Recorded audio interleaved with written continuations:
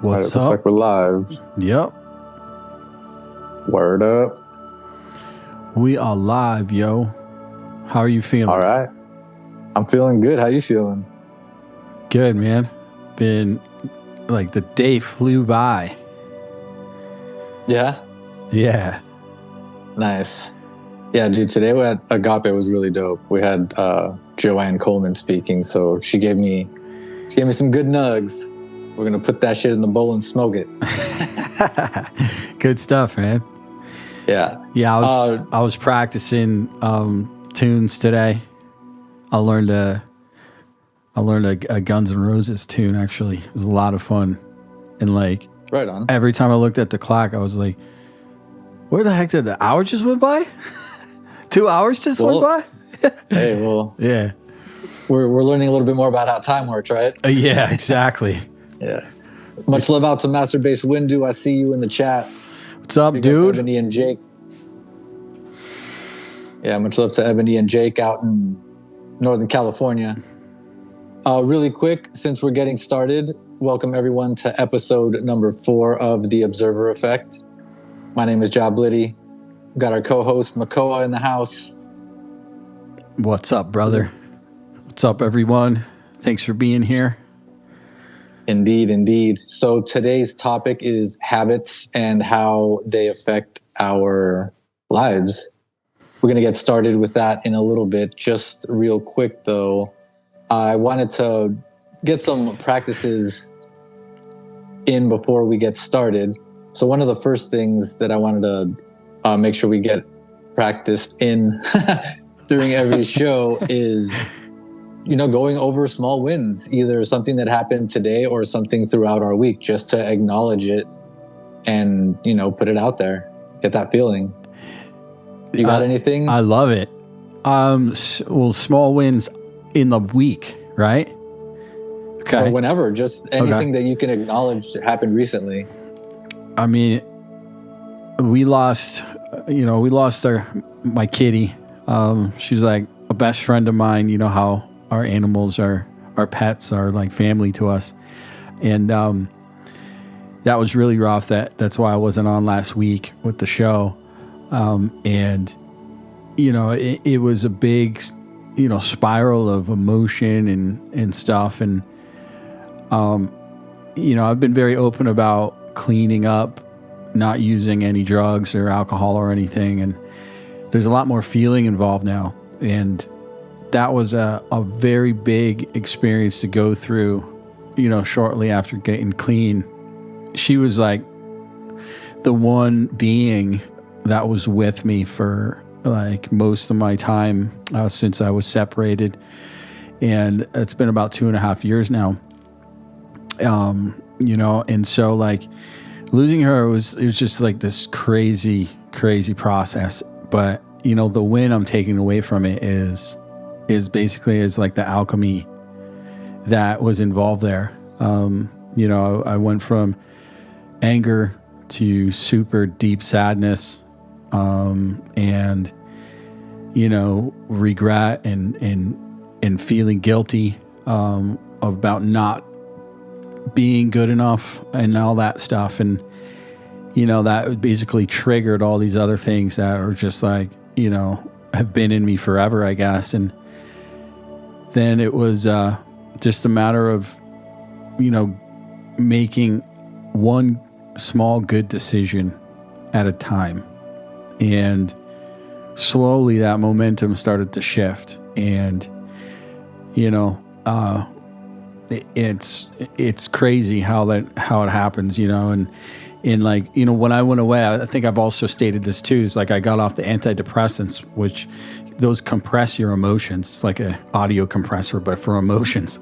And like that, I was like, if I'm a musician, why do I want to compress my emotions? I want to feel stuff. I want to be able to, use that and really understand it and process it and turn it into production, turn it into music, turn it into a show like this. And so it was a lot of feeling that stuff. But that was I don't know if it's a small win, but I think it's like a very huge win to, reflect and see like that whole stage of from when the accident happened. She was just going to the vet for, a checkup. And then, she didn't come home with me. And, it was just like going super deep into depression and then back out. And how I got back out, it was just by making one small good choice at a time and being able to kind of, feel like I'm back into playing music, writing songs, back on the show. A huge, huge turnaround. And, I guess that's my win for the past 2 weeks here. Well, first of all, my deepest condolences. I understand the pain, and I went through something similar in the last 3 years. We lost all 4 of our cats. Wow, dude. Sorry. Yeah. And I learned a lot. Mm-hmm. I learned a lot. And the biggest thing I learned is when you think about them, you got to be with them in the love, because that's all they know at this point.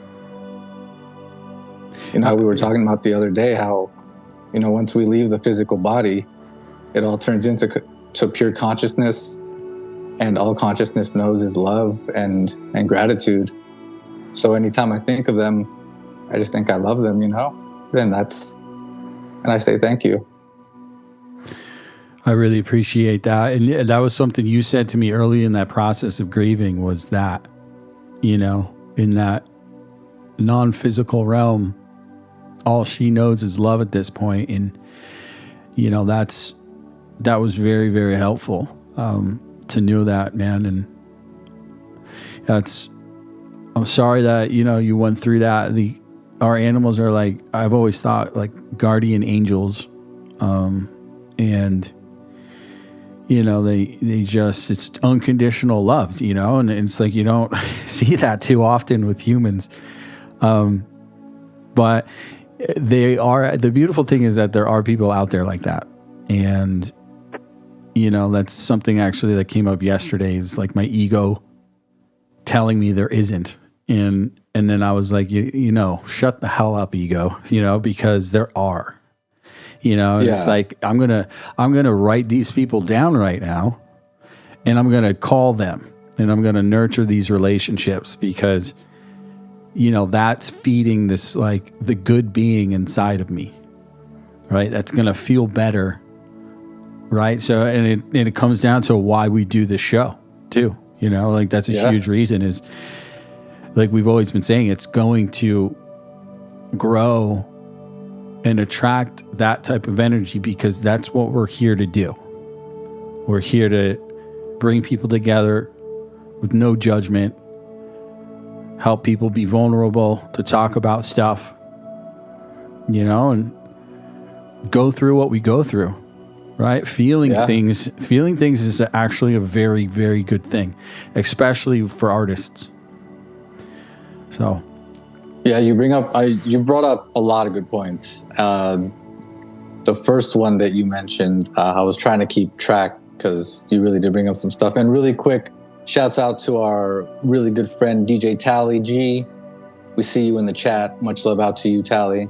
Thank you for tuning in. My bad. I had the chat paused. I got to make sure that doesn't happen because it's getting fed into the stream, duh. Much love, everybody. Yeah. It's all good. It's all good. We appreciate everyone tuning in with us.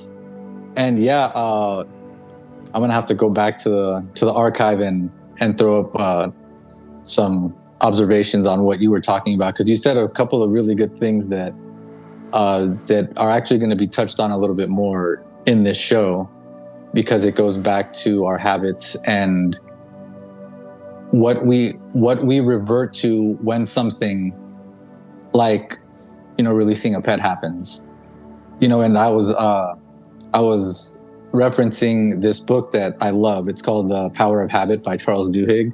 Cool. And one of the stories he tells is about Tony Dungy and his style of coaching. Mm-hmm. So basically, he was all about refining the habits that his players already had, so that way they wouldn't have to think while on the field, because apparently any overthinking on the field in football is going to cost you the game, basically, because it's all microseconds in their world. That's exactly what I've been talking with Noah about. It's the same thing in baseball. It really in most sports, yeah. And the first few years with the Bucks, they basically collapsed under pressure every time they got to the playoffs, because when it really came down to it, they let go of the habits that they had created and they reverted back to their old habits because they went into panic mode. So what ultimately, that's one of the questions I actually had for the show is what habit process do you go to when the shit really does hit the fan?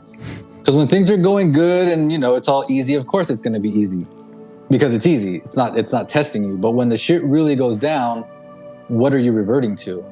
And if it's something that doesn't serve you, we have to remember not to place judgment or blame ourselves or go down the guilt trip spiral, because that is what creates that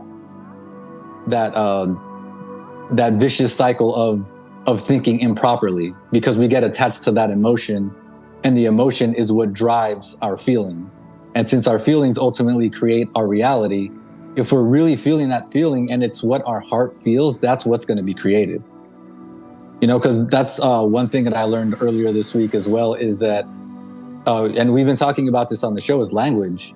And ultimately, the language of the heart is vibration and energy. And that's why our heart is what dictates how we see our reality, because since everything is basically energy in its core element, that's the language that the universe and our heart communicate through.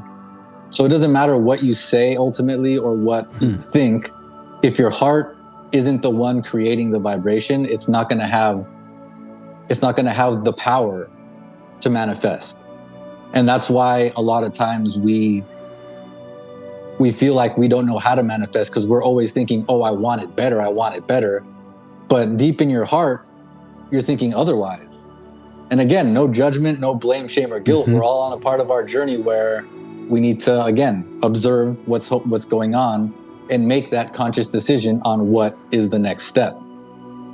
And this goes back to what you and I were talking about earlier from the observer effect experiments, right? Every slit basically creates a whole new reality, or a whole new set of realities, like set of realities dimensions that are on your radar. Because right. it's past that, right? So, and the reason I thought about that is because I was thinking, just the fact that somebody tunes into our show, even if it's just for 5 seconds, the fact that is now in their awareness, they can choose to put more energy into that and explore that new world of infinite possibilities. Maybe not necessarily through our show, but through their interest in what we're talking about, because there's hundreds, maybe even thousands of other people at this point talking about what we're talking about.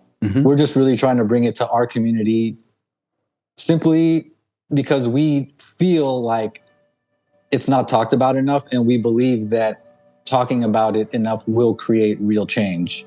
Yeah. I don't know if that's what you're thinking.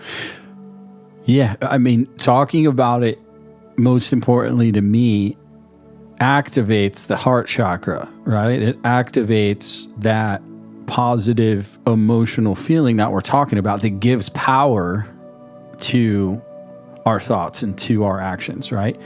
So like that's a huge part of it, is just talking about it feels really good. And yeah, I mean, I agree. I don't really hear a lot of people talking about this stuff. And I do want a lot of people to feel really good. So if it feels good for us to do this, then it might be the same for other people. And if that is possible, that's really what I want to do is try to just help everyone feel better. Because on a collective conscious level, right, if we're connected to them too, we're all connected. Right. So if we can feel better just the two of us talking about it, then why not do this publicly? And maybe other people will like it too. And that'll just amplify the feeling that we're getting while we're having these conversations. You know, very true. One of the points that you just had before, like, is it possible to manifest without actually speaking the language and silently, like in the silence, right? Because like we're basically going within, and then we're expelling the vibration from the heart without even using our mouth and speaking the language. Yeah. And sorry to stop you here. It's just you brought up a few things, and I wanted to say a quick shout out to Charles Rebel Lion and Demigod. We love you, both of you. Or sorry, Charles, Demigod, sorry. I got a little tongue twisted. But you brought up something that's Much super love. interesting because Reverend Joanne actually talked about the silence this morning, and going back to the language of energy, and that being the language that the heart communicates with. Ultimately, it goes beyond words, because if you look at a lot of the ancient texts, it basically says what you experience cannot be described in words because it goes past anything we understand. And again, it goes back to being pure consciousness.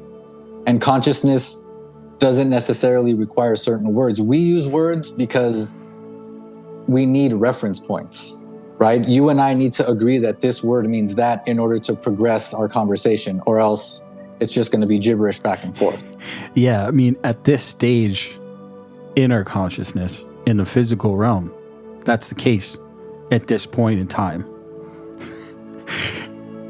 Right? But it's like... And it's so crazy because we're always talking about going in and doing inner work and all that. Yeah. And the further you go into it, the more you start you start to hear this be a really common theme, is that you are not your body, and your thoughts don't even live in your head. They don't live in your brain. Like this one book was talking about how they preserved Einstein's brain to try to figure out what the difference was, and there was zero difference. Because the physical brain isn't, like, we all have the same physical brain, and we all have the potential to do what he did. He just tuned in to a frequency that a lot of people are looking to tune into now. You know, and this goes back to a lot of what we were talking about. Again, you know, every frequency has a certain amount and type of information in it. And once you tune into that frequency, or when people start talking about the same thing, it's because they're tuned into the same frequency, because that's where that information lives, if that's how you want to put it, right? Yeah, it's like amplification of sound waves, right? When you time align the same frequency sound wave, you amplify it 3 decibels or 6 decibels or something like that, right? So it's the same concept. Like, science shows us, we physically can see this and prove this just with recording sound and frequencies of you know. So it goes to show, like, the same concept with talking about things, in not even just talking, but feeling them. Yeah. And feeling is the part that we need to, or is what I'm starting to understand, is what we need to be more conscious of. From what I'm reading, okay, we tend to, and we talked about this, you know, in one of our last shows, is that we are amazing manifestors. Mm-hmm. It's just we do it subconsciously, simply because we haven't learned how to. Oh, and this goes to a saying that Greg Braden has that really changes the way I look at things, is it's only a miracle once you understand the science. Once you understand the science, then it's a technology. And if you think about it, what do all the ancient texts say? They used technology. It wasn't a miracle. Like, they weren't performing miracles. This was what was supposed to happen. There was intent, because they understood it. Yeah, they knew. Yeah. They knew what they were doing. There was intent. Exactly. Yeah. Okay. Yeah, it wasn't like, oh, maybe if we try this, it was like, oh yeah, if you do this way, then that's going to happen. And this dude, Greg Braden, if anyone really wants to like do some serious searching, this dude has some amazing information. And if you go to his website, gregbraden.com, he has a huge library of basically all of the publications of all this shit being proven through science, either through experiments or just all peer-reviewed stuff, like all legitimate scientific stuff.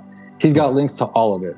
How do you spell his name? I'll drop that in the chat. GregBraden.com. Cool. Yeah, the dude's a G. There's a lot of other people out there. Like I said, they're spreading great information.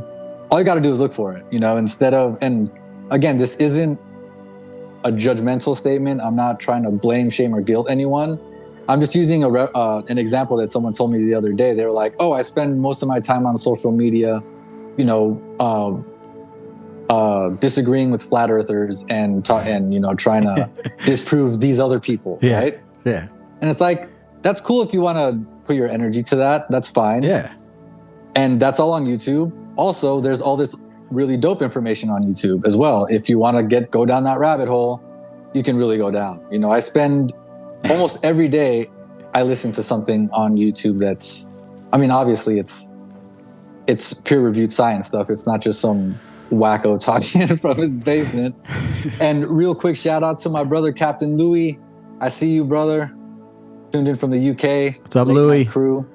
We appreciate you. Sorry, I forgot where we were going with this. However, habits. I was like this whole week thinking we're already in identity. That's next week. Well, it's because they all tie into each other. Yeah, they do. And that's the work. That's the work I've been doing the past couple days. I was like, yeah. So, but yeah, habits.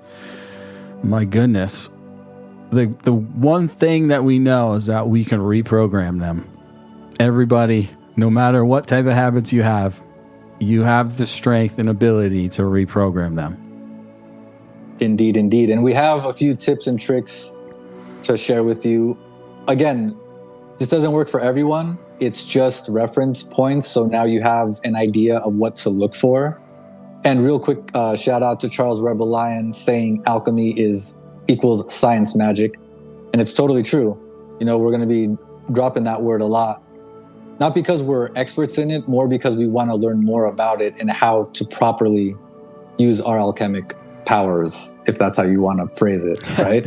Yeah, dude, I think we were saying, we're doing it even if we don't even know we're doing it. Everyone's doing it all the time. Yeah, all the time. And whether you're manifesting misery or abundance, you're really good at it. Yeah, it's so true. It's so true. And really quick before I forget, because you were talking about this tangent about being in groups and stuff. So the book, The Power of Habit, said something really interesting to me because, again, since we're tapping into the frequency of this kind of information, it came to me in words that can help me get the point across a little better. So he said, when people join a community where change seems possible, the potential for that change to occur becomes more real. Oh yeah, totally. That feels, right? That feels, it's like, think about being on a team that is creating something, or a sports team that gels, and like you just are in a flow state together, right? It's again, it's an amplification.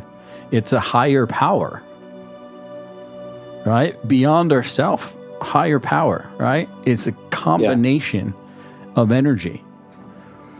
So it makes a lot of sense. Just like the experiments that they did in DC, they lowered the crime rate in Washington, DC by having hundreds of people meditate together, focused on lowering the crime rate. And then as soon as they stopped doing that, the crime rate went back up to where it was. Yeah. And it's interesting you bring that up because they've done that experiment a few different times. And really quick, just want to shout out my brother DJ Doms out from the UK. Much love out to you, DJ Doms. Thank you for tuning in, brother. Much love, brother. They've done so many experiments in that fashion that they've actually come up with basically a ballpark number of how many people it takes to create change in a certain area. Wow. Yeah. I wonder if it has to do with the population of that area. I don't know how far they went into the study. Okay. He just referenced it, but Okay. and again, it's a ballpark. It's not going to be the exact same every time, simply because everyone is in a different point of their journey and knows how to use their power to certain extents, right? That makes a lot of sense too, right? So it's like if you have a population that's very attuned to a higher frequency, it's going to be a different effect. Yeah, and that's why they did studies using both. So they did studies using people that were trained in tuning in, and then they did studies with people of various walks of life to see what the difference was and to kind of get like a mean number. So basically, they were saying, I think it's like he used the number of, if you have 1 million people, it takes about. If you have a million people, it takes about 100 people focused together to influence that 1 million people. So it's really not that big of a number, right? How powerful are we? Well, think about it. It goes back to the amplification you were talking about. 100 people amplifying plus 3 dB every time. Now that's plus 300 dB. Yeah, it's that's exponential. That's going to fucking blow your eardrums. Yeah, right? It's super loud. Yeah. Exponential changing, amplification. Exactly. Wow. Yeah, and Charles Rebelion is saying in the chat, the bigger the numbers channeling and harnessing the same output, the amplification can cover more radius than ground. Yeah, and there's been a lot of scientific studies now that are basically setting out to prove how much we actually generate electromagnetically from our bodies. They're saying that and again, this a lot of this information is from Greg Braden because he's been deep into this for a while. He works with this institute called the HeartMath Institute, which I really encourage people to check out. They're basically studying what's it called heart-brain coherence, which is how your brain and heart how they communicate. Because or apparently how things work is when your heart and brain come together, that's what manifests. So the more you make it coherent, the higher the frequency it tunes into, and the more coherent you are and the healthier you are. So the HeartMath Institute has been around since like 91. They've developed all these crazy instruments to start testing. And basically they figured out that the human body on its own, its electromagnetic field goes out to about 6.5 feet.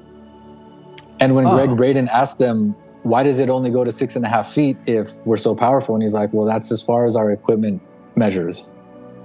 So it's not that that's the limit. That's just how far it goes. But then they started to test it, and they're saying it's more like a 2.5 mile radius per heart electromagnetic field. And that's why when you get into a group, and dude, it gets crazy. Wow. It gets crazy. And it's super interesting. I highly encourage everyone to look into this stuff. Don't take my word for it. Go and look for it yourself. You're going to start seeing some patterns emerge. And those patterns, once you start seeing them emerge, that starts becoming your reality, and you start creating what they're talking about, because it's been proven through practice, not just through theory. All of this stuff is stuff that people practice on a daily basis. And what was regular practice before we switched over into the more male-dominated way of thinking. And it's not to say either one is good or bad. They just both have their own. Male has its strengths, female has its strengths, and they're different. And when they work together, that's what creates heaven, right? So we just got to makes a lot of sense. How to work together. Yeah, it's harmony. Yeah. It really is. It really is harmony. Okay, we're at halfway through the show. Once again, thank you everyone for tuning in. This is The Observer Effect. We do this every Sunday in March, at least for now. We're figuring out the rest of the schedule. Really quick, though, I do want to go over what The Observer Effect is for anyone that doesn't know already. This is one definition of it, at least. The observer effect is a phenomenon in physics where the act of observing a system or phenomenon changes its behavior or state. This effect arises because any observation requires interaction with the system being observed, which can disturb the system and alter its behavior. We got deep in on this 2 days ago. It sends chills down my... As I was reading it, I was like, oh, we talked about this the other day. Oh, it just keeps digging deeper. Like each time I watch something on it, I'm like, whoa, okay. It's new understanding of it.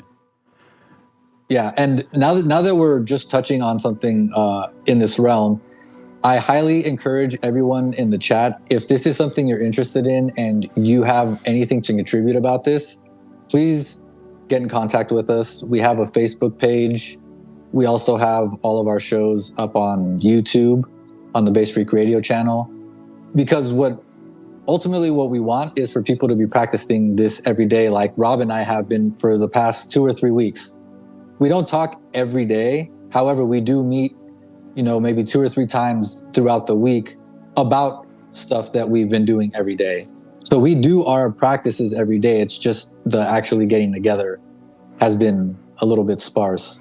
Yeah. We do want everyone to get involved. And again, once we make this a daily practice, it becomes a habit and it no longer becomes something that's hard to do. And we're going to go over a few different terms and things of that nature when it comes to habits and how you can change that up.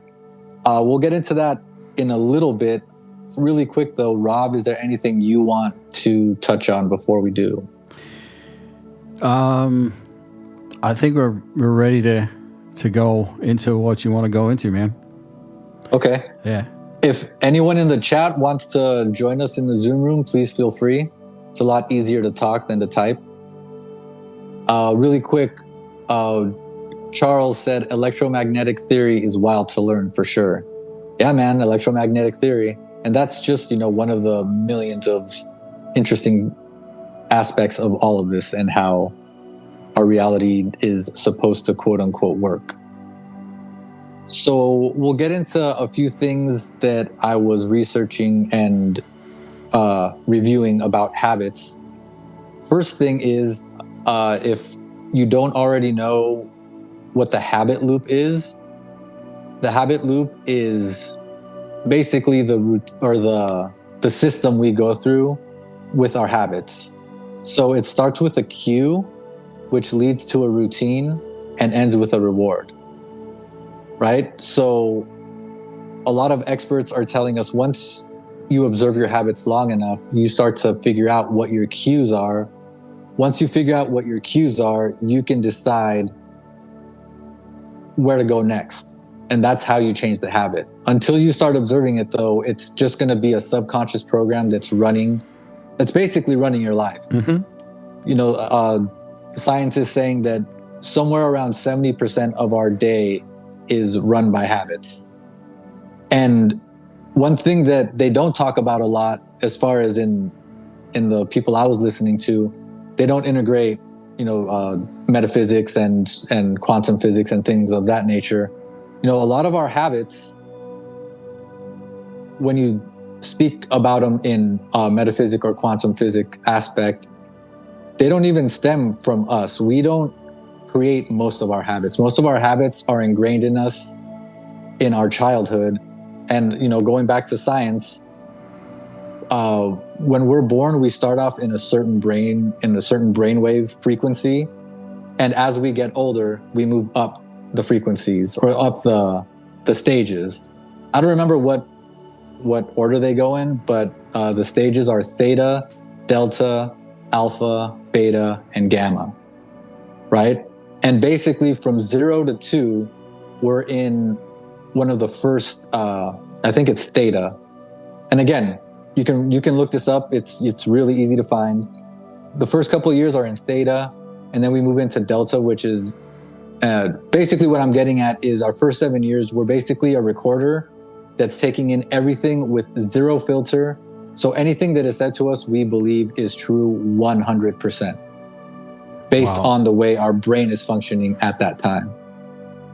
So a lot of our habits are ones that weren't ones that we even thought of. They were, we talked about pre-programming in the last couple episodes. Exactly what I'm thinking. That's what our pre-programming is. Yeah. And, when Don Miguel Ruiz used the domestication of humans, that's what set me off. I was like, okay, now I need to read more into this and why we are the way we are and all that, right? Because again, we can use our ego to our advantage.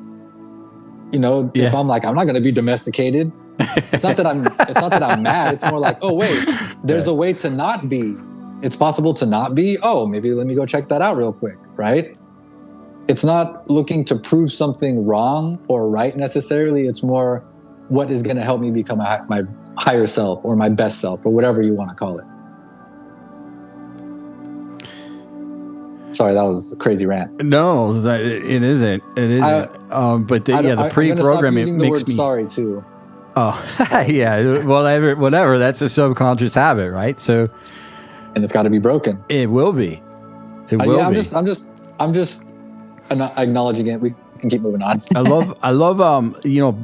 Dr. Bruce Lipton too. He talks a lot about. That's like where he always says pre-programming and stuff, and it makes me think of like that proverb. It's like give me the first 7 years and I'll show you the man or something like that. It's from the Bible or whatever. It's a Jesuit saying because they used to do that. Yeah. Okay. Jesuits are intense. Yeah. There you go. So, but one of the videos of his that, I've been working with for a long time, or just like what I pulled from it is when we're sleeping and changing habits while I'm sleeping. And certain things that I feed my brain through audio while I'm sleeping, because, we're in a very subconscious state when we're actually sleeping. So like I've been doing all sorts of stuff. Most recently, I've been playing certain songs that I'm learning, cover songs. So I learned the lyrics, and it's like, after a few days of that, it's all of a sudden I'm like playing the songs better. The lyrics, I'm not necessarily having trouble remembering them anymore. I've done stuff with a lot of healing frequencies while I'm sleeping, and worked on specific types of habits as well, right? To try to, or actually to process breaking them or changing them. So I thought I've been doing that for years now. It's been very helpful, very effective. That's actually, when I was getting clean, up at the detox, like I was very adamant about not having anyone within my sleeping area of like that 6 foot, area of our aura. Yeah. Right. And, it's funny because you just mentioned how like the electromagnetic measurement was like 6 feet, and that's immediately thought of like, oh my God, the aura. Makes a lot of sense. But it's, if we're both, when you're sleeping, if you're both in like a subconscious state, you're basically like vulnerable, very vulnerable, like without even knowing what can happen, because like you're in that state. So, I was very careful about that. And it's another reason why I'm very careful about like who is in that type of space when I'm sleeping. But yeah, I can say it's been very effective to heal, to change habits, to learn things, because it's almost like we're in the state we are as like as a baby, as those first 7 years. We're in that very spongy, absorptive state while we're asleep. It's and really cool you're stuff. you're so right on. And just to throw the scientific terms out there for people that need to hear it in that sense, like you said, we're going back to the brain waves that we had when we were a kid, when right before we go to sleep and right after we wake up are like the best times to meditate or to go into any kind of practice of this guy named Andrew Huberman. He calls it non-sleep deep rest or something.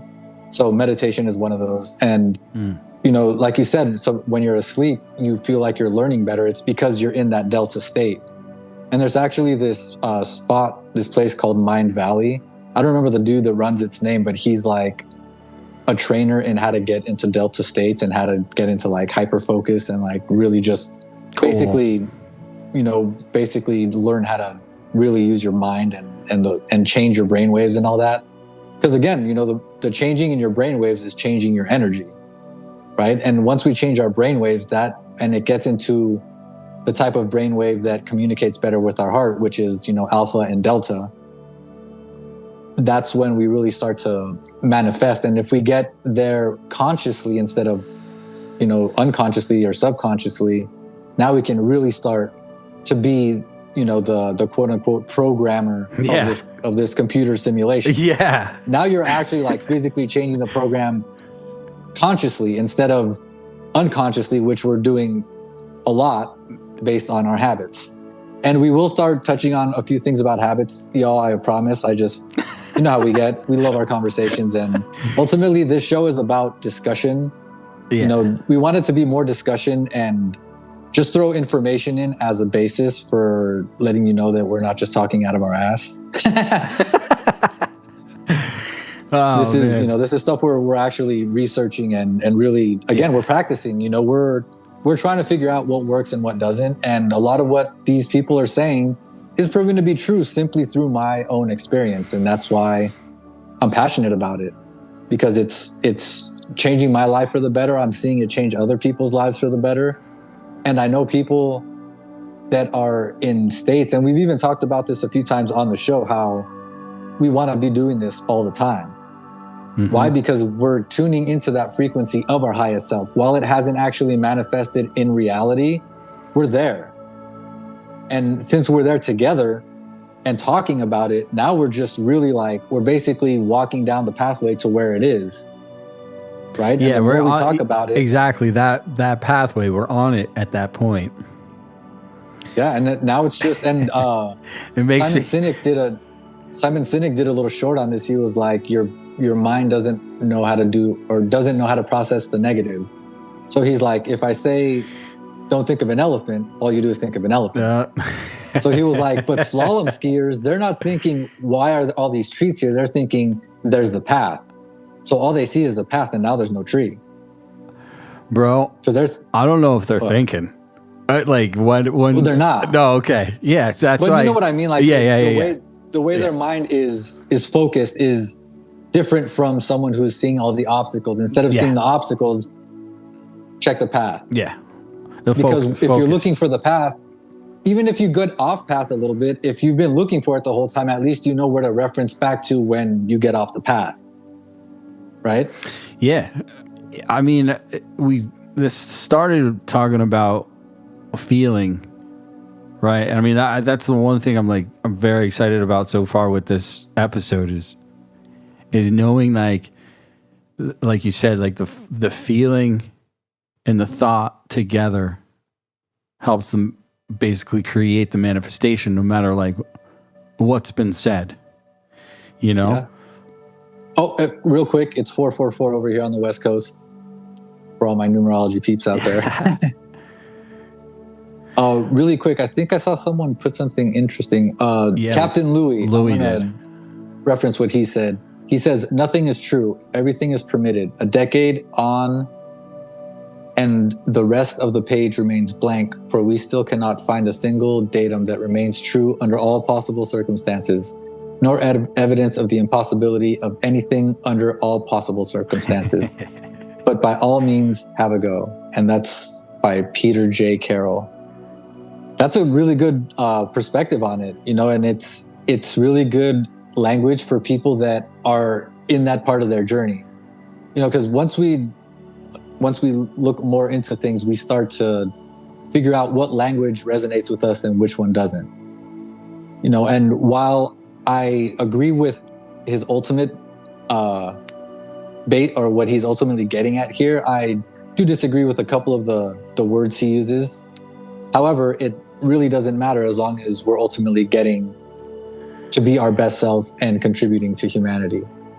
really does it. Everyone's going to have their own way of getting there. It's just as long as that's what you're focused on and looking to get there. That's my take anyway. Yeah, that's okay. That one is like, seriously, I would have to read it 15 times to kind of start processing it. It made me I originally haven't even tried processing yet. Right. it's a lot. It's deep. Originally made me think of like everything existing and not existing at the same time. That's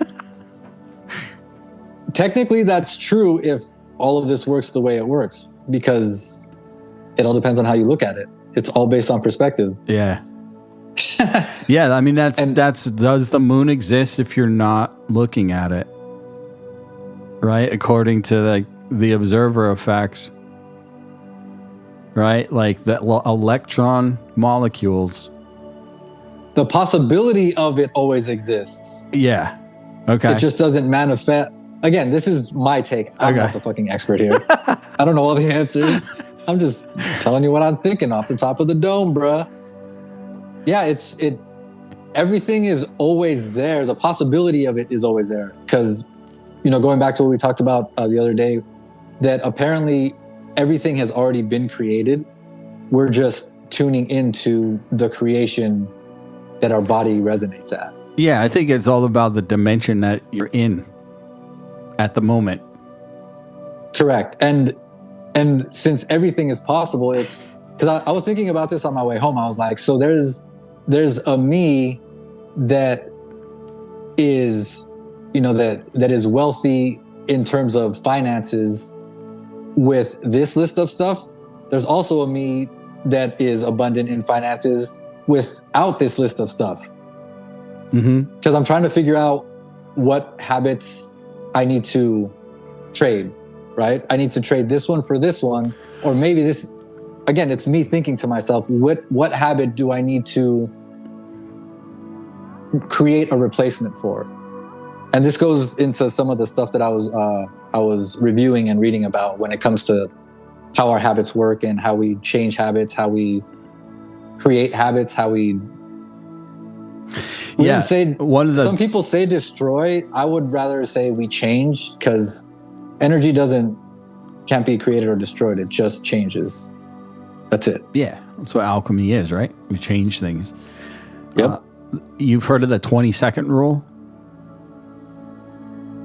I've heard of the 30-second rule. What's the 20-second rule? Okay, maybe it's the same thing.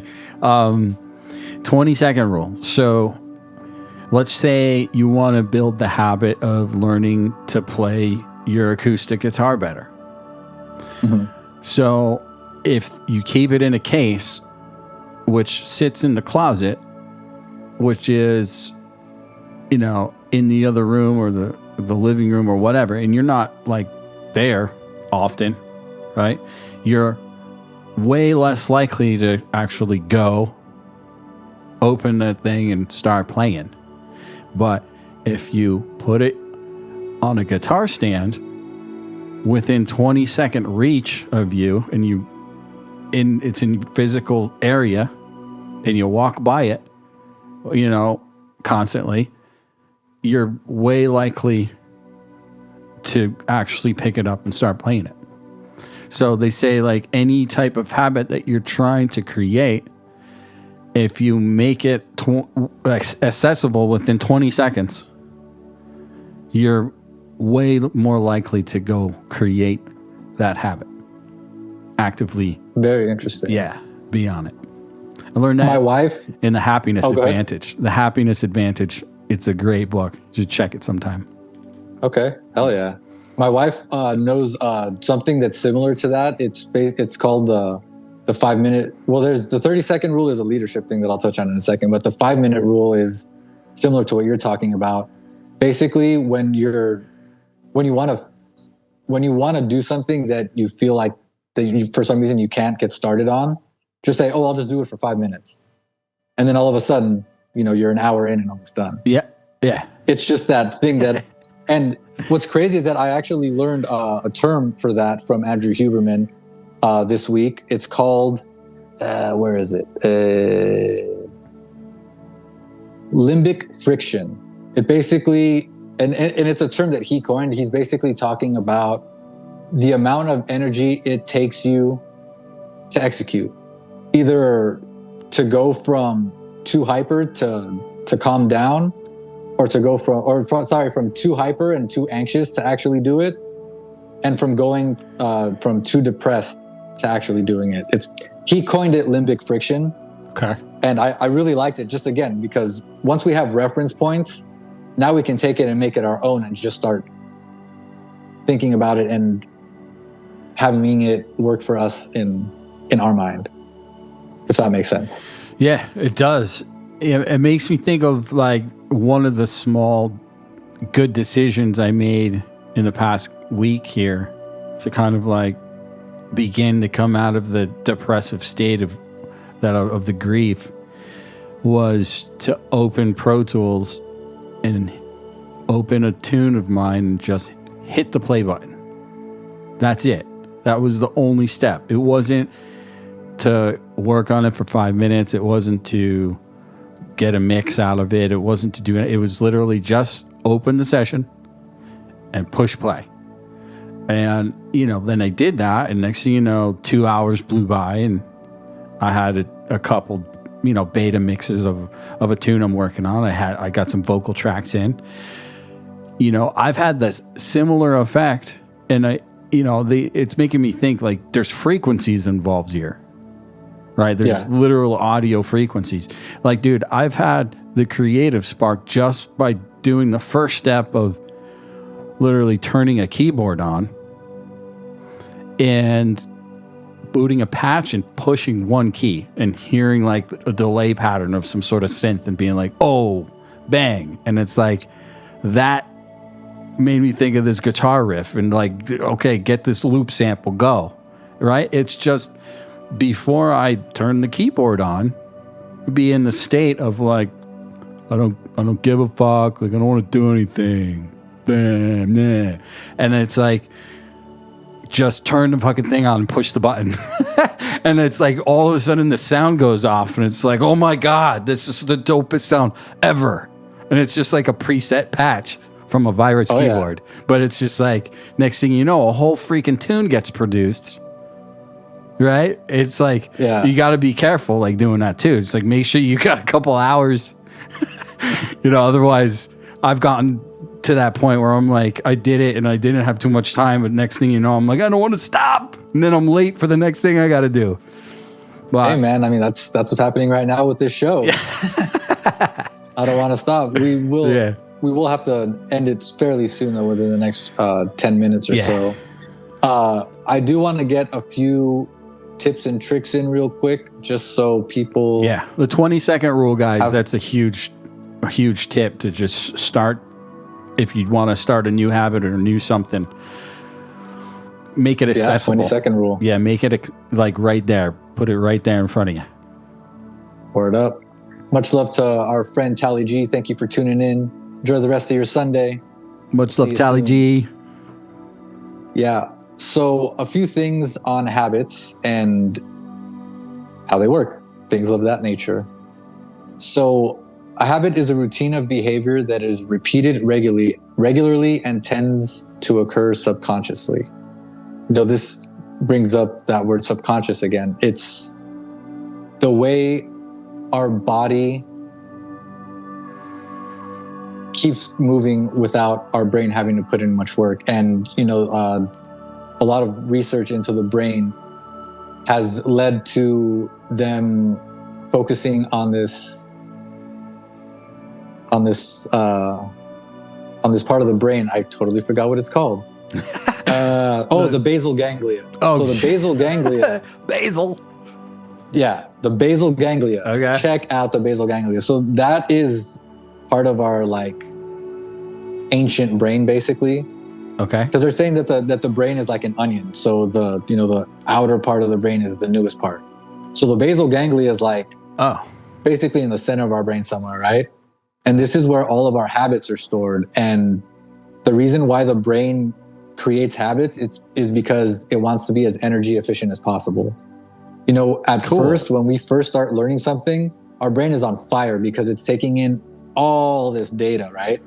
And just to give people... That's why kids sleep all the time. Exactly, because they're taking in so much that that's why they refer to them as being a recorder on record all the time.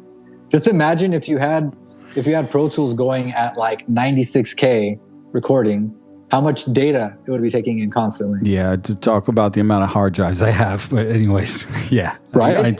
So they're just they're on full blast, right? Yep. So our brain wants to conserve energy. So what it does is and I'll use the example they use in the book just to make it simple for everyone. They basically did, and it's horrible that they did experiments with animals, but we gotta not judge, and we'll talk more about that in a future show. Mm-hmm. So they put this rat in a maze, right? It's a maze that looks like a capital T. So they started out at the bottom of the T where they go straight and they can either turn left or right. And they implanted all these wires and shit into the mouse's brain so they could in real time see what their electromagnetic frequency or what their signal was. Yeah, in real time. And they saw that the first time they put the rat in, or the mouse, whatever it was, mouse, rat probably, its brain was firing like crazy because it was taking in all this information, and it basically went back and forth went to one wall, then to the next wall, and it would just incrementally move forward because it was taking in all the information. And the more they got it to go through that, once it got into the habit of learning its environment, its brain, why can't I think of the word? The amount of brain power they were using went down drastically. Okay, yeah. Because they didn't have to take in all this new information anymore. Okay. And once they figured out what side the chocolate was on, their brain basically turned off at one point because they knew what they needed to do. And that's how we can drive and completely zone out and not remember how we got somewhere. Because once it's a habit, our body knows how to do it more efficiently than our brain. It doesn't need the brain anymore. Like breathing? That's part of another system. Okay. I don't remember what it's called, like the autonomic system or some shit. Okay. I'm not a scientist. I'm still learning about all this stuff. You can research all this stuff. It's all online. Yeah. Just, stop looking at things that don't serve you and look at things that do serve you. That's my way of being non-judgmental and still kind of poking. Anyway. I love that. Yeah. Well, it's just what's your ultimate goal? And I don't want to veer too far off of our topic. It is something, though, that when I talk to people and they go to a place where they start to criticize someone, I always think, or even themselves, I always think, well, do you know what their ultimate goal is? Because until you know what someone's goal is, you can't criticize them for their actions. I'll use a low vibe example. If someone wants to be an asshole and they're an asshole, they win. They've succeeded in what they want to do. So you can't get mad at them. The fact that it doesn't serve anyone is a completely different topic. You know what I mean? But if that's their goal, then that's their goal. You can't change their mind. Just be the example. Show that there is another way and ask them if they would like to see that way.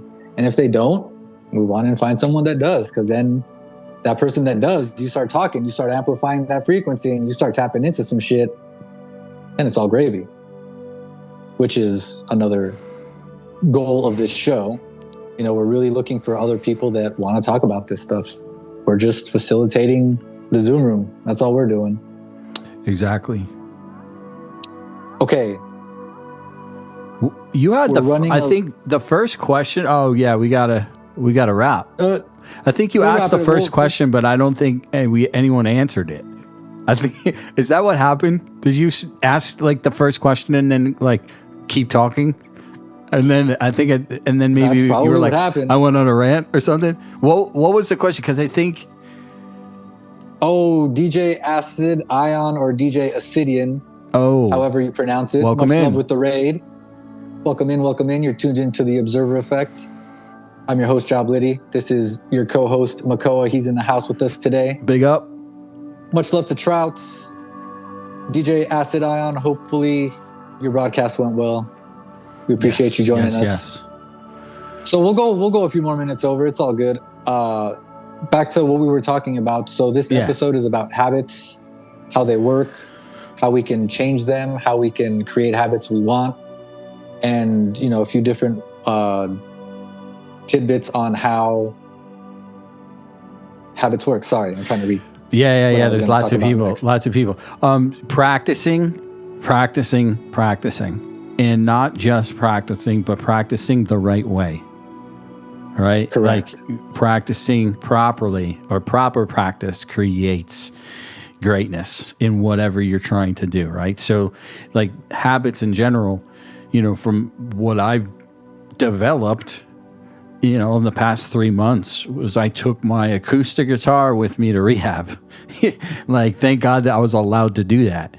And that's dope. I was not playing that thing since I moved to this apartment 2.5 years ago. We really started digging in on Twitch, and I've done a lot of, creative and inventive streams and stuff, but didn't play the guitar, right? Again, it was in a case in the closet. Every time I went in the closet to like get a cable for a stream, for a DJ stream or something, I'd be like, oh man, I really got to play that thing. Then I close the door and go back to work and forget the things in the closet, right? So it's like, if I had just put it on a stand, in the living room, then I'd pick it up and play it. But anyway, I got to take that with me. So 2.5 years of not playing, and now 2-3 months later of playing every day. It's such a difference, and it's like just practicing, and now it's a habit. Right? And how long does it generally take to create a new habit? Oh, well, I'm glad you asked that question, because Huberman, I watched his podcast on habits. So if you don't know who Andrew Huberman is, I think he's like a neuroscientist or something. I just learned about him maybe a couple of weeks ago. He's got a lot of really cool shows. Okay. You can find him on YouTube. So he was talking about how he was researching how long it takes to create a habit, right? So he looked at a bunch of different studies and things, and he basically said what they've found is it takes anywhere between 18 and 245 days to create a habit. It really just depends on the person. Wow. And again, this is just a ballpark to give people an idea. That's a big ballpark. And the thing is, the reason what's crazy about this is that, and I've been learning about this over the past few weeks, is that the way our brain works is that it needs an answer. It doesn't really matter what the answer is. It just needs an answer to have closure. So the reason why we're given a lot of these things that don't necessarily give you a specific point is because they're trying to relieve you of all the stress that you're putting yourself through trying to figure out an answer. Does that make sense? It probably will make more sense after I listen to it a few times. So basically, it's like, if people are asking how many days does it take to create a habit, okay. If you say somewhere between 18 and 245, now in their head they have that segment in their head, like, okay, so this is where I'm going to learn a habit. So already they've already bought into that they can learn a habit within a certain amount of days. All right. So all right. You know what I mean? It's a preconceived notion of. Sorry. You saw Charles the procrastinators. Yeah. No, Charles says, let's build better habits tomorrow. Perfect. Yeah. Perfect. So maybe that's why you get this huge ballpark, is how much time in effort or dedication and focus is going into building that habit. Yeah. And before we go too far into that, I do have something that ties into this. So Huberman talks about there's 2 indicators for how strong your habit is, right? And when you can figure out if a habit really is a habit or if you're still working on it. Because he gets these questions all the time. So he does his research and whatnot. So basically he says there's 2 indicators. The first one is it's called context dependency. So basically, does it depend on your environment? Are you going to brush your teeth at the same time when you travel as you do when you don't? Probably not, but you still do brush your teeth, right? Yes. But if you're practicing the guitar, you might not even take the guitar with you on your trip. So that's more context dependent, right? Okay. So once it becomes context independent and you can do it wherever, That's one indicator that you have a strong habit. The next one is how much limbic friction does it require for you to execute? That for that time, not every time, for that instance in particular.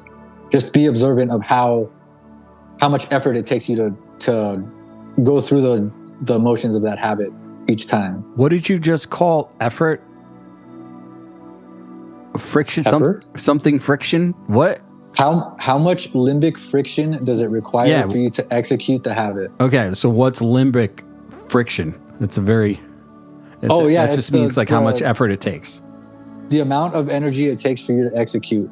When going back... so this is the way Huberman explains it. He says limbic friction is how much effort it takes you from go to too anxious to centered enough to pull it off, or from too depressed to do it to I'm ready to do it.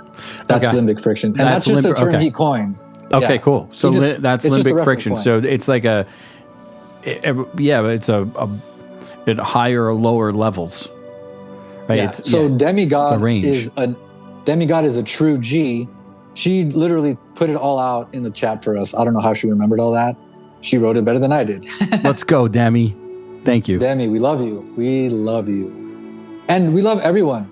Just a reminder, if you haven't heard that today or lately, we do. We love you. Yes. You are loved and you are important, and you'll find out more once you start looking into all this. Trust me. Mm-hmm. Everything you do is important and vital. And it's not to try to put pressure on you, because you're contributing regardless of if you know it or not. Once you become aware of it, you just become a little more tactful on what your next step is. Sometimes it does take a little bit of effort to just turn on the keyboard and hit the button, and metaphorically, right? It's like that first step. Sometimes it takes some effort, especially when you feel depressed and don't feel like you want to do it, right? It's just a way of life of just kind of realizing, you know what, it might be a little uncomfortable right now, but feelings can change in an instant. True. Based on any type of small decision that you make. So, yeah. Yeah. And damn it, what did you say right before that? I was going to touch on it because it's super important. Me? Yeah, you said something right before. Oh, goodness. I'm going to have to go to the archives and talk about it later, I guess. Yeah. Well, my brain's like firing in now moment, dude, today. I don't know. What's up? I love it. Yeah. Okay, so a couple more things because we do need to get going in a few minutes. So back to the habit loop for some tips and tricks on habits. So again, the habit loop goes cue to routine to reward.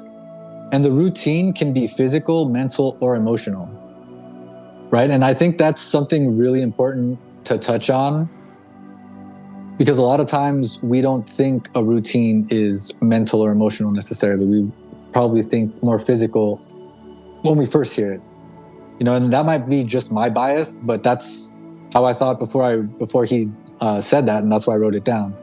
And one thing that they mention in the book of The Power of Habit is the easiest way to change a habit is to change the routine. Leave the cue and leave the reward the same. That's the easiest way. It's not the only way. They're just saying that that's the easiest way to start shifting a habit. Can you provide examples of each? Yeah, I'll give you an example. Like what a cue?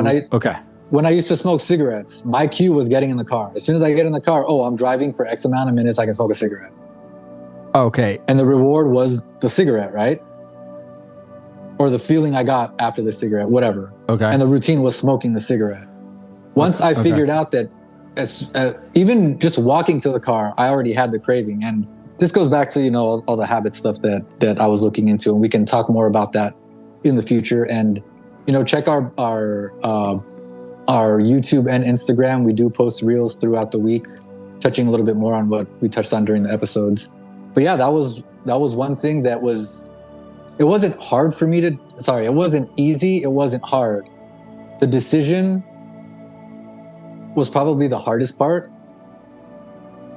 But once I figured out what the routine or what the habit loop was, I just changed my routine. Instead of smoking a cigarette, I would immediately put on an audiobook to listen to, because I was replacing the routine. The cue and the reward were the same, because basically the cigarette was just a way to pass the time from A to B. But now I'm passing the time listening to something instead of smoking a cigarette. Okay, so the reward was passing time doing something. Exactly. Okay. Yeah. So and that's just one example. Replacing the routine. Yeah, and on that note, they did studies that say that having a replacement is just the first step, because again, it goes back to when things get real, when the shit really goes down. Shit, what was I talking about? It's not just about replacing routines. Oh yeah, it's not about replacing the routine. You have to create a craving to fuel the habit loop. Because if you just find the replacement, once the shit goes down, if you don't have enough of a craving to do the replacement, you're just going to go back to the old habit because it's more familiar. Because the new one isn't a habit enough yet where it's automatic. Okay, so our habits so are the automatic. replacement's got to be something that you want to do. Not only has to be something you want to do, it has to have enough energy to replace your old habit. Because if it doesn't have enough energy, the old habit is going to win simply because it has a higher power. All right, so do you mean like the routine itself has the energy, or are you talking about the energy that you create due to like knowing you're going to do that routine? Does that make sense? Well, the thing is that it depends on what. Yeah, yes, I know excitement. Like if I'm excited for this replacement, right? If I find something like I'm trying to break a habit, I want to replace this one routine with this other. This other routine is something that I'm really excited about. So whenever I'm about to do it or think about it, I create this amazing, excited energy around it. Is that the energy that you're talking about? Or yes. Okay. Yes, it's just you're helping me realize that energy at first when we're creating the habit doesn't come until we finish the habit loop. Let's say they use exercising as an example for this a lot. So when you first start exercising, okay, yeah, I see where you're going with this. When you first start exercising, the reward is feeling better, right? Yeah. Once you've exercised enough time, or whatever it is, right? Yeah. I don't remember what they use. Ultimately, I feel better. You can use whatever the reward is because it's situational, because your reward looks different from my reward when we're looking to replace a certain habit with exercising. Because you might be wanting to stop smoking, I might be wanting to eat, or be a glutton, right? So we have different. I don't know if that makes sense. We're changing a different habit with the same replacement habit, if that makes sense. So at first, the reward, or eventually the reward becomes that feeling you get from exercising. Because once you exercise long enough, you get the chemical reaction that you start to get addicted to. And now, since you're comfortable with that feeling, you're familiar with that feeling. Now it doesn't feel weird anymore. And now you're actually looking forward to it, and you start getting that rush even before you start exercising because you're anticipating it so much. They use Cinnabon as an example for this, and how and why they don't ever set up in the food court. They're like, Cinnabon is trying to get you to crave Cinnabon way before you see them. So if they're in the food court, their aroma is mixed in with all that other stuff. But if they're somewhere else by themselves, their aroma is getting everywhere. So you're shopping 100 feet away in a store, and you smell that Cinnabon. You don't even know you want it, but your brain's like, ooh. I'm a Cinnabon hound. Yeah, by the time you get there, you already got money in hand. You've already made the decision. Take it. Right? So all this stuff plays into how we're gonna change our Our habits. Yes. Oh man, I've been getting Routine though. Brain farts today. These are good. These are good to know. Definitely. Change the routine and know to thanks Demi. Posting Greg Braden again. Demi. Oh, there goes my ADD. I have no idea what the heck I was saying. Oh jeez. I don't either. Let's go. I do want to touch on a couple of things. Oh, what's the name of the book? So many again? books.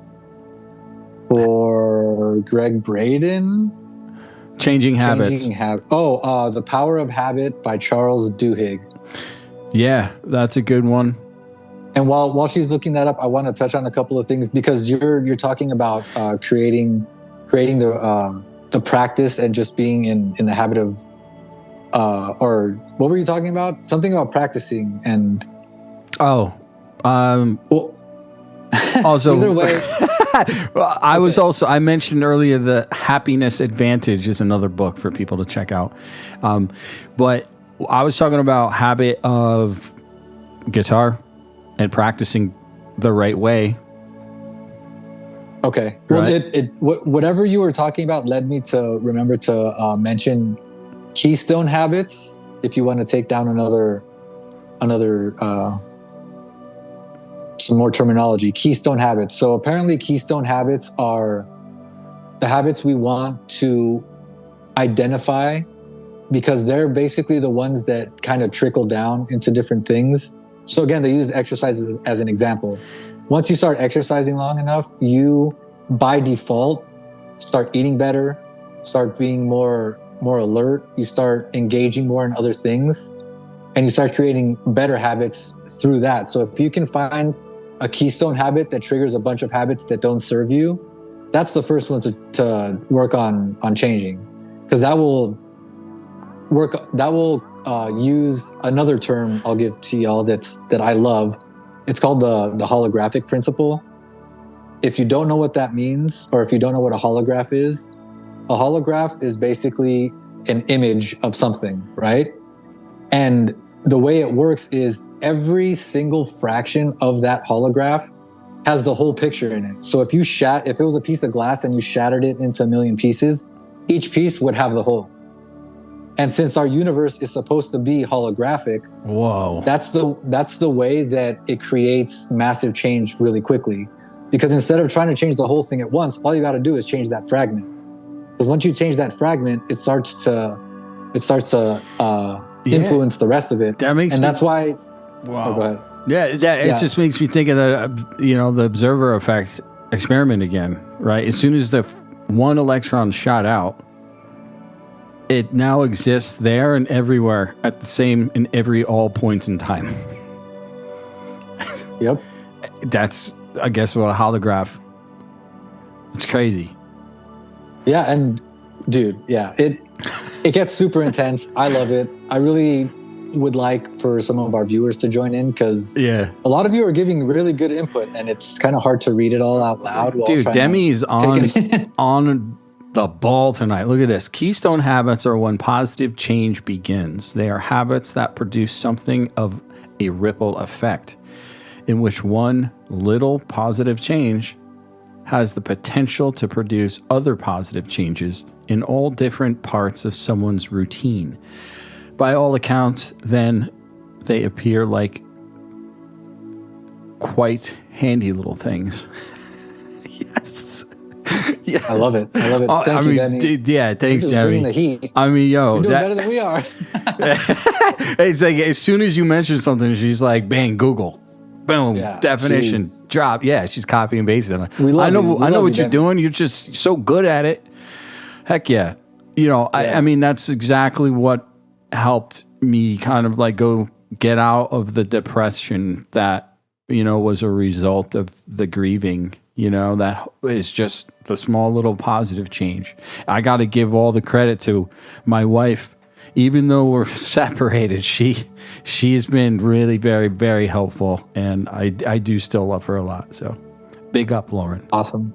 Yes. Yeah. And what you touched on right now is going to be another episode that we'll have in the future of really getting into the conversation of what it means to be one and how we are all connected and how we are all just a reflection of each other. You know what? Yeah. And I mean, I could talk about this forever just because I love this particular topic. It's just once I understood that this whole process of us going inside is, again, a practice of how we're going to be with other people. The more we practice with ourselves on how to forgive and how to use the right words, once we embody that, we don't even have to think about it when we're talking to people, because it just is who we are. It's no longer theory, you know, and that's when your body is vibrating at that frequency. That's when you're really starting to tap into from experience, dude. It's 100%, man.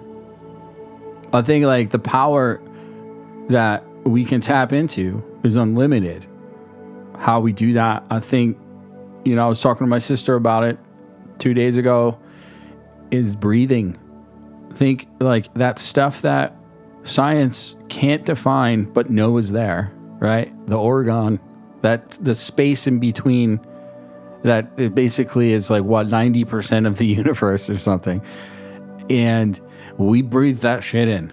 Deep breath meditations, right? You can breathe in power. If you know, the other night I was just focusing on just breathing in white energy and, you know, and just like clear, clean light, right? And then breathing out and expelling darkness, right? Because in that moment I was done feeling that darkness. And it's very important. Like, I'm sure we'll touch on this in another episode too, is both light and dark is the most important thing we can have. We need both, right? It's like we can't necessarily know what it's like to feel good if we haven't experienced feeling bad, right?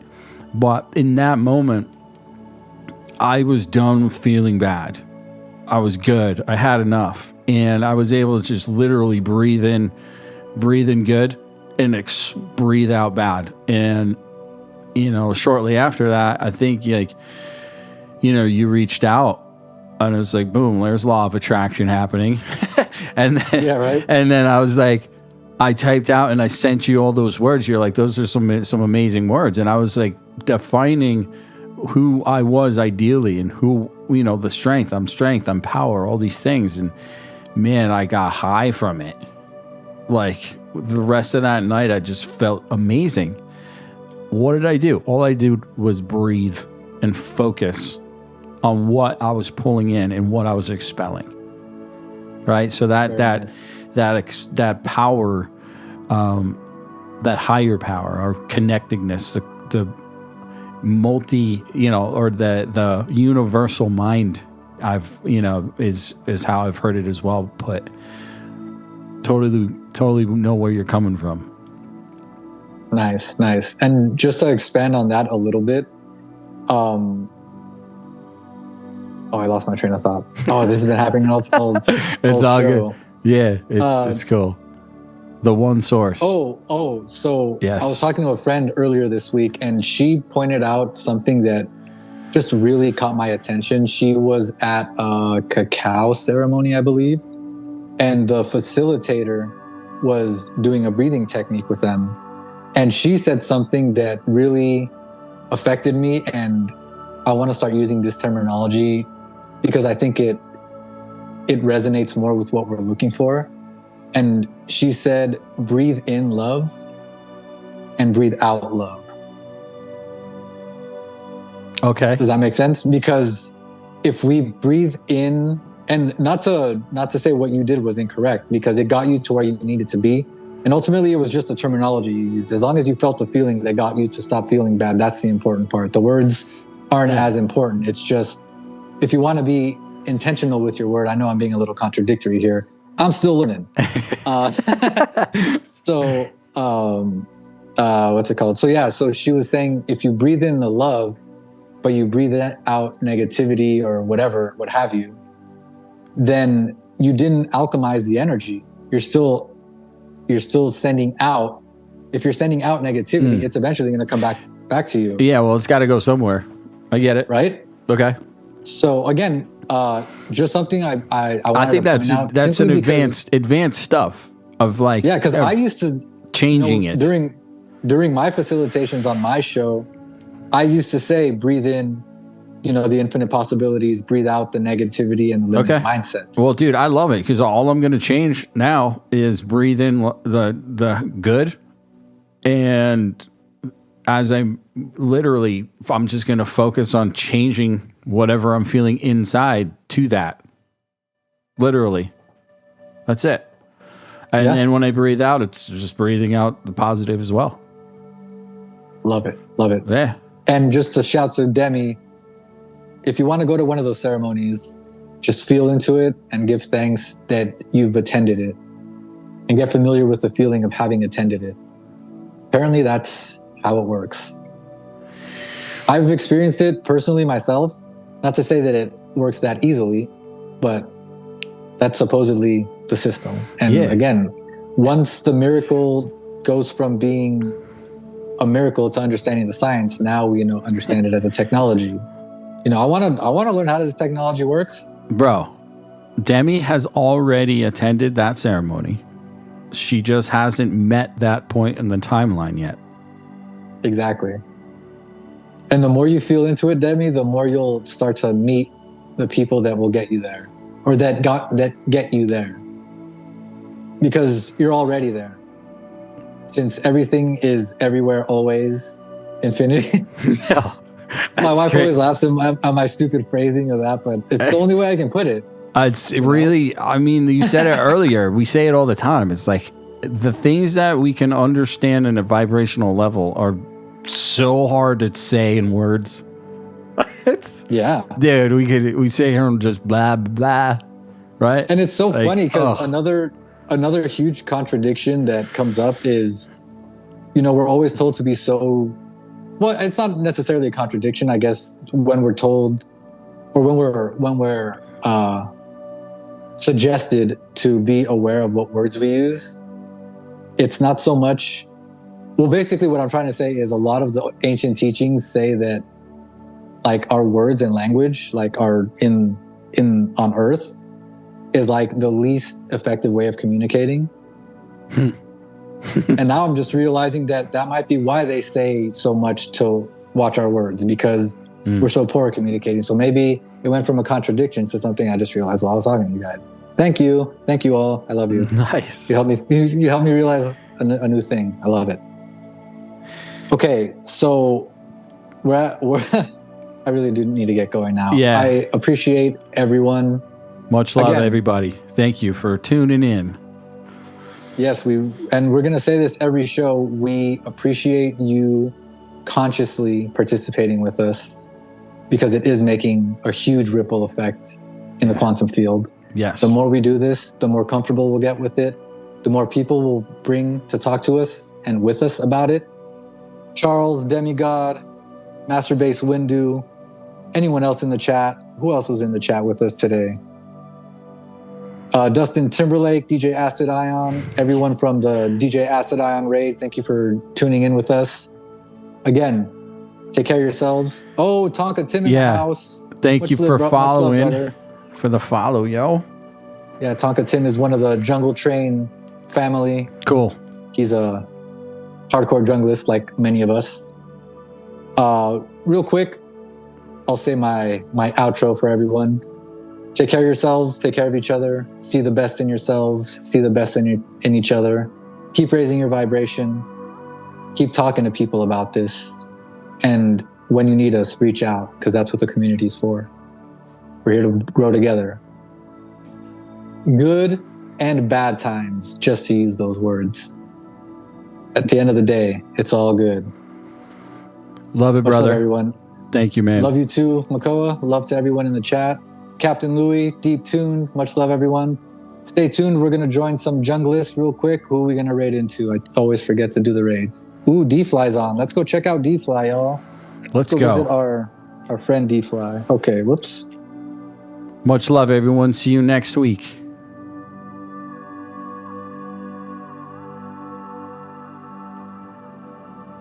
I hope I put the right one. All right, we're going to raid into D-Fly, I believe. Yeah. All right. Much love, everyone. This has been The Observer Effect, episode number 4, Habits. See you next time. And once again, if you want to keep in contact with us throughout the week, we're on Instagram, we're on YouTube. Just look up Base Freak Radio. We'll be posting shorts and whatnot with more insight. Feel free to join the chat there. Till next time, y'all. Peace.